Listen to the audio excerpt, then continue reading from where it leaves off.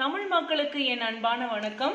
இன்னைக்கு என்னோட பாட்டி சமையல்ல நம்ம என்ன ரெசிபி பார்க்க போறோம் அப்படின்னா, சூப்பரான சின்ன வெங்காயம் பூண்டு போட்டு ஒரு புளிக்குழம்பு தாங்க பார்க்க போறோம். இது அந்த காலத்துல எங்க பாட்டி தோட்டத்துக்கெல்லாம் போகும்போது கட்டுசோறு எடுத்துட்டு போவாங்க இல்லையா, அப்போ இந்த புளிக்குழம்பு செஞ்சு எடுத்துட்டு போவேன்னு எனக்கு சொல்லியிருக்காங்க. இப்போ இன்னைக்கு மண்பானை சமையல். நான் இந்த மண் சட்டி அடுப்பில் வச்சுருக்கேன். தேவையான பொருட்கள் என்னங்கிறது சொல்லிடுறேன். ஜஸ்ட் இதில் கடுகு வெந்தயம் தான் போட போகிறோம். அது கூட நல்லெண்ணெய் தான் மெயினாக. இதில் நல்லெண்ணெய் தான் தேவை. நான் யூஸ்வலாக நல்லெண்ணெயில் தான் சமைப்பேன்னு உங்களுக்கு தெரியும். புளிக்கரைசல், பெருங்காயம், கல்லுப்பு எல்லாம் எடுத்து வச்சுருக்கேன். ஸ்டெப் பை ஸ்டெப்பாக பார்க்கலாம். 1.5 குழிக்கரண்டி அளவுக்கு நல்லெண்ணெய் சேர்த்துக்கலாம். இதில் எந்த அளவுக்கு நிறைய நல்லெண்ணெய் சேர்க்குறோமோ அந்த அளவுக்கு நல்லா இருக்கும். இதில் சின்ன வெங்காயம் தோல் உரிச்சு வச்சுருக்கேன். இதில் பூண்டு, கொஞ்சம் கருவேப்பிலை, ஒரு 2 மீடியம் சைஸ் தக்காளி பொடியாக நறுக்கி வச்சுருக்கேன். ஏன்னா புளி நம்ம சேர்க்க போகிறதுனால தக்காளியோட அளவு நம்ம குறைச்சிக்கணும் இதில். அதே மாதிரி வெங்காயம் ஃபுல் அண்ட் ஃபுல் தோல் உரிக்காதீங்க. இந்த மாதிரி அந்த வெங்காயத்தோட ஒட்டி இருக்கும் இல்லையா, உள் சதை, அதோட சேர்ந்து போடணும். அதுதான் சத்து. இப்போ எண்ணெய் காஞ்சிருச்சு. இதில் நம்ம ஒரு 1/4 டேபிள் ஸ்பூன் அளவுக்கு கடுகு சேர்த்துக்கலாம்.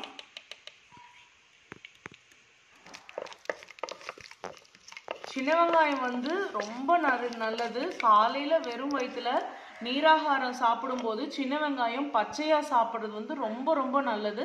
ரத்தத்தை சுத்தி பண்ணி கொடுக்கும்.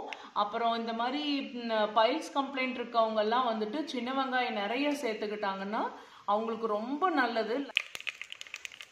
இப்போ நல்லா கடுகு பொரிய ஆரம்பிச்சிருச்சு. இதில் ஒரு 1/2 டீஸ்பூன் அளவுக்கு நம்ம வெந்தயம் சேர்த்துக்கலாம். 1/2 டீஸ்பூன் அளவுக்கு வெந்தயம் சேர்த்துக்கலாம்.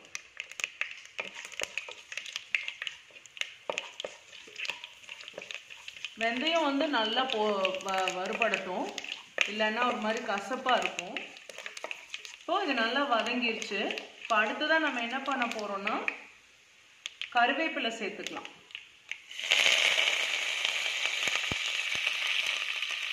இதில் அடுத்ததாக பூண்டு சேர்த்துக்கலாம்.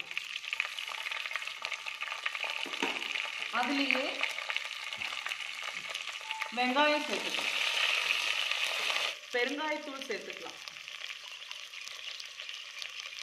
1/4 டீஸ்பூன் அளவுக்கு பெருங்காயத்தூள் சேர்த்துக்கலாம். எண்ணெயிலேயே வதங்குறப்பவே பெருங்காயத்தூள் போட்டிங்கன்னா ரொம்ப சூப்பராக இருக்கும். அந்த வாசம் பூரா அந்த குழம்புல இறங்கும்.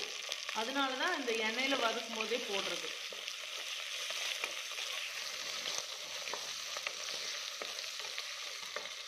வெங்காயம் வதங்கிறதுக்காக ஒரு சிட்டிகை உப்பு சேர்த்துக்கலாம்.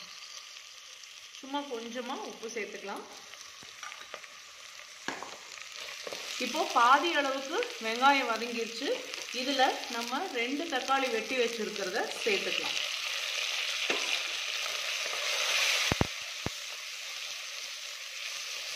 நான் இதில் புளி எடுத்து வச்சுருக்கேன். புளி கரைசல் வடிகட்டி எடுத்து வச்சுருக்கேன். இதில் நம்ம 1 ஸ்பூன் அளவுக்கு 1 டீஸ்பூன் அளவுக்கு மஞ்சள் தூள் சேர்த்துக்கலாம். அடுத்ததாக மிளகாய் தூள் கொஞ்சம் காரம் தேவைப்படுறதுன்னா நிறைய ஒரு ஸ்பூன் 2 ஸ்பூன் நிறைய சேர்த்துக்கோங்க. நான் 2 டேபிள் ஸ்பூன் அளவுக்கு மிளகாய் தூள் சேர்க்குறேன். கொஞ்சம் காரமாக இருக்கட்டும்ங்கிறதுக்காக. அதே மாதிரி 3 டேபிள் ஸ்பூன் அளவுக்கு மல்லித்தூள் சேர்த்துக்கலாம். அந்த காலத்துலலாம் இந்த மாதிரி பவுடராக ரெடிமேடாலாம் இருக்காது. அதனால பாட்டியெல்லாம் அம்மிக்கல்ல அரைச்சி இல்லைன்னா ஆட்டாங்கல்ல அரைச்சி தான் செய்வாங்க. குழம்புக்கு தேவையான அளவுக்கு கல்லுப்பு சேர்த்துக்கலாம். இவ்வளோ சேர்க்குறேன் நான். இப்போ இதை நல்லா நம்ம கையை விட்டு நல்லா இப்படி பிசைஞ்சுக்க போகிறோம்.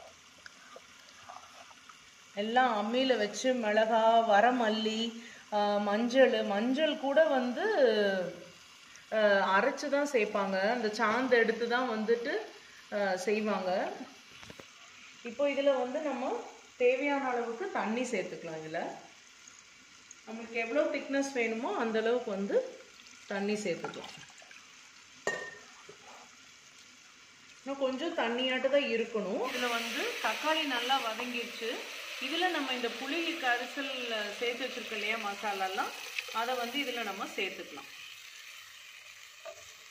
இதுலேயே எல்லாம் உப்பெல்லாம் நம்ம போட்டாச்சு, இனி எதுவும் போட வேண்டியதில்லை. இது நல்லா கொஞ்சம் சுண்டி குழம்பு கொதிச்சு வரும்போது அதுக்கப்புறமா கரெக்டான பதத்துக்கு வந்துடும். அது வரைக்கும் நம்ம இப்போ வெயிட் பண்ணலாம். பாருங்க, குழம்பு வந்து சூப்பராக கொதிச்சிருச்சு, அந்த பச்சை வாசனையெல்லாம் போயிடுச்சு. நம்ம இதில் என்ன சேர்க்க போகிறோன்னா, அந்த புளிப்பு சுவை இதெல்லாம் வந்து ரொம்ப தூக்கலாக இருக்கிறதுனால அதை கண்ட்ரோல் பண்ணுறதுக்கு நம்ம இதில் ஒரு துண்டு அளவுக்கு வெல்லம் சேர்த்துக்க போகிறோம். பாருங்கள், ஒரு சின்ன துண்டு அளவுக்கு நம்ம வெல்லம் இவ்வளோ சேர்க்க போகிறோம், அவ்வளோதான். இதை வந்து நல்லா இப்போது கலந்து விட்டுக்கலாம். இப்போ வெல்லம் கரைஞ்சதுக்கப்புறமா வந்து நம்ம இதில் சர்வ் பண்ணி சாப்பிட வேண்டியது தான். மறக்காமல் தயவு செஞ்சு ட்ரை பண்ணி பாருங்கள். இந்த மாதிரி அந்த காலத்து ரெசிபியெல்லாம் நம்ம மிஸ் பண்ணவே கூடாது. நம்ம என்ன நினச்சாலும் எங்கே போனாலும் இந்த மாதிரி ரெசிபிஸ் எல்லாம் இப்போல்லாம் சாப்பிடவே முடியாது. இப்போ நல்லா வெல்லம் எல்லாம் நல்லா கரைஞ்சிருச்சு. இப்போ நான் இதை வந்து ஒரு பிளேட்டில் சாதம் எடுத்து வச்சுருக்கேன். எப்படி டேஸ்ட் இருக்குன்னு காமிக்கிறேன் பாருங்கள். நான் டேஸ்ட் பண்ணுறேன். ஓகே,